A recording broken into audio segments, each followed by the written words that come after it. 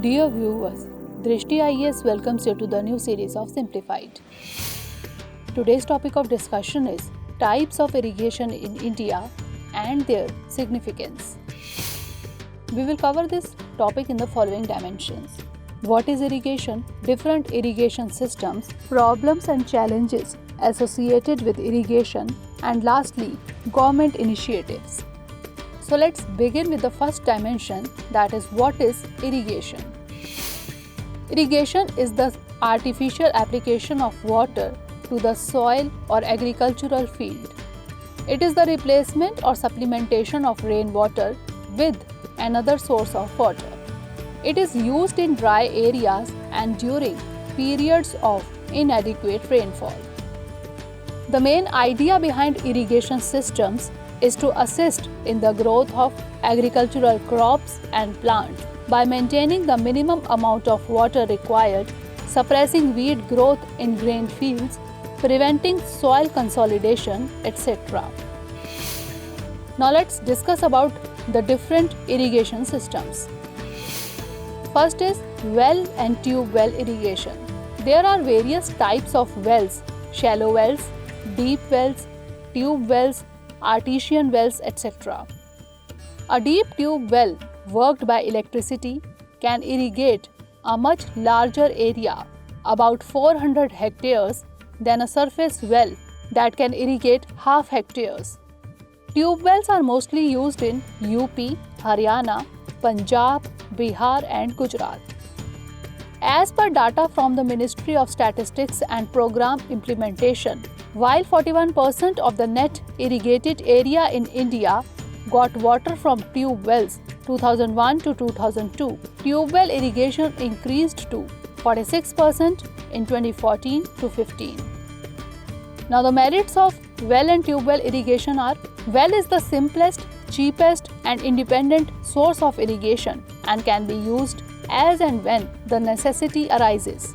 Several chemicals such as nitrate, chloride, sulfate, etc. found in well water add to the fertility of soil. It is more reliable during periods of drought when the surface water dries up. Now let's have a look at the demerits. Only a limited area can be irrigated. In the event of a drought, the groundwater level falls and enough water is not available. Tube wells can draw a lot of groundwater from its neighboring areas and make the ground dry and unfit for agriculture.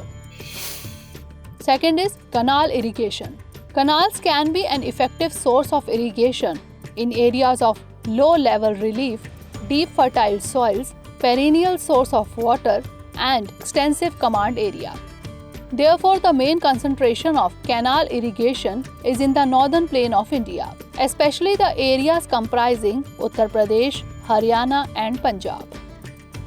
The digging of canals in rocky and uneven areas is difficult and uneconomic. Thus, canals are particularly absent from the peninsular plateau area. However, the coastal and delta regions in South India do have some canals for irrigation. There are two types of canals: inundation canals, which are taken out from the rivers without any regulating system like weirs, etc. at their head. Such canals provide irrigation mainly in the rainy season, when the river is in flood and there is excess water. Second is perennial canals. Perennial canals are those which are taken off from perennial rivers by constructing a barrage across the river. Most of the canals in India are perennial. Now moving on to the merits. Most of the canals provide perennial irrigation and supply water as and when needed. This saves the crops from drought conditions and helps in increasing the farm production.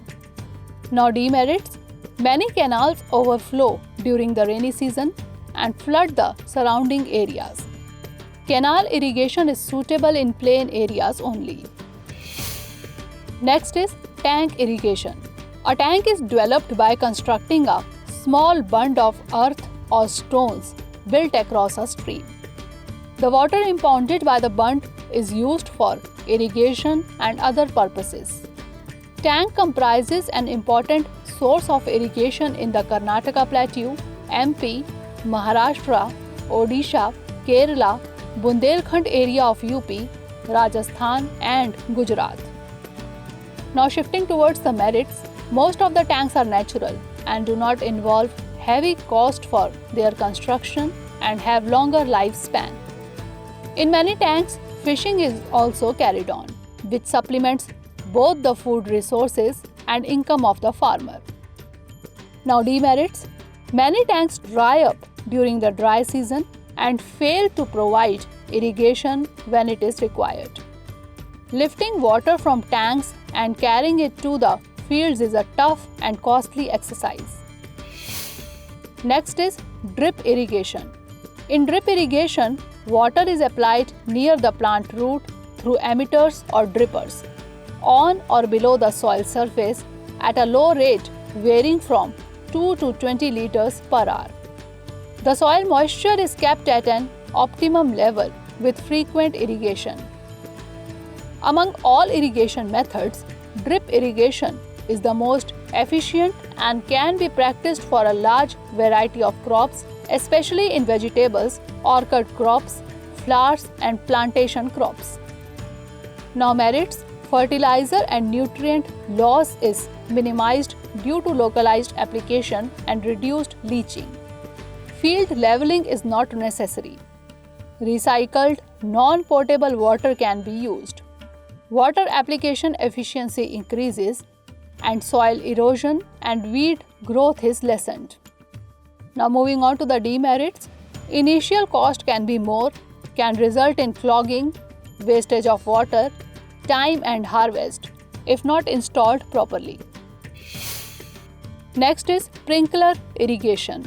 In this method, water is sprayed into the air and allowed to fall on the ground surface, somewhat resembling rainfall. The spray is developed by the flow of water under pressure through small orifices or nozzles. The sprinkler irrigation system is a very suitable method for irrigation on uneven lands and on shallow soils. Nearly all crops are suitable for sprinkler irrigation systems except crops like paddy, jute, etc. The dry crops, vegetables, flowering crops, orchards, plantation crops like tea, coffee are all suitable and can be irrigated through sprinklers. Now moving on to the merits, it is suitable to all types of soil except heavy clay. It is water saving and increases the yield. It saves land as no bunds etc. are required. Now demerits, it has a higher initial cost. Under high wind conditions and high temperature distribution, application efficiency is poor. Now moving on to the next dimension, that is problems and challenges associated with irrigation. Problems and challenges associated with irrigation are as follows.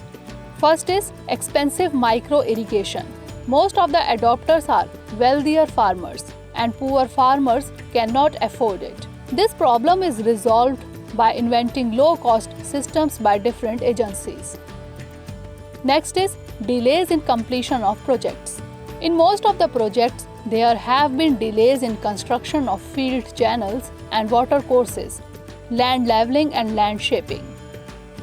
Next is interstate water disputes. Irrigation is a state subject in India. Development of water resources is therefore being planned by states individually, taking into account their own needs and requirements. However, all major rivers are interstate in character. As a result, differences with regard to storage, priorities, and use of water arise between different states. Narrow regional outlook brings interstate rivalries over distribution of water supply. Next is regional disparities in irrigation development. The water resource development in the northeastern region through major, medium and minor schemes is only at the level of 28.6%, whereas in the northern region it has reached about 95.3%. This indicates a wide regional variation in the development of irrigation facilities. Next is water logging and salinity. Introduction of irrigation has led to the problem of water logging and salinity in some of the states. Now, decline in water table. There has been a steady decline in water table in the recent period in several parts of the country, especially in the western dry region, on account of over-exploitation of groundwater and insufficient recharge from rainwater. Next is energy crisis due to power outages and unscheduled interruptions across rural and urban India. This problem may be solved by integrated drip irrigation with solar panel systems, which is considered as the best option for off-grid farmers. Now moving on to the last dimension, that is government initiative. Government has initiated micro irrigation in the 10th 5-year plan, that is from 2002 to 2007. Since then, key initiatives are being taken by the central government, state governments, some NGOs and some business firms to promote and propagate this new technology. Micro irrigation has been given special importance in PMKSY, that is Pradhan Mantri Krishi Sinchai Yojana, with the aim of extending irrigation cover, that is Har Khet Ko Pani, and improving water use efficiency by per drop more crop to improve various water development and management activities. Under the program, financial assistance of up to 55% is available for small and marginal farmers and 45% for farmers for adoption of micro irrigation systems. In 2018 to 19, to promote micro irrigation, the Ministry of Agriculture and Farmers Welfare had created a micro irrigation fund, that is MIF, under NABARD. It was created with a corpus of 5,000 crore rupees to aid the states in incentivizing the adoption of micro irrigation practice by the farmers. So that's all for today. Stay tuned for the next episode. Thanks for watching.